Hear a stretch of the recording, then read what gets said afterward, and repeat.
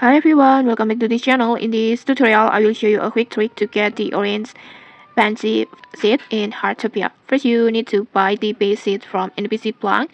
He only sells red and yellow flower seed, but don't worry, you can get other colors by using crossbreeding.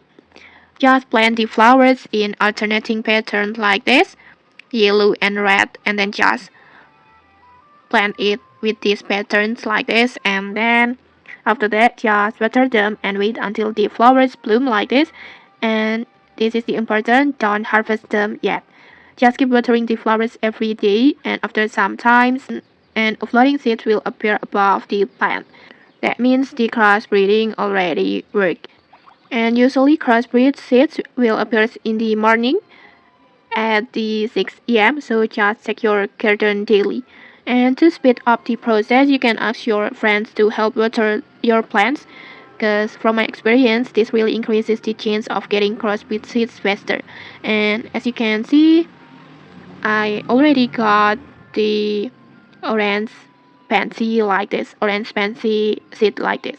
And okay, maybe that's it. If you found this helpful, don't forget to like, comment, and subscribe for more tutorials. Thanks for watching and see you.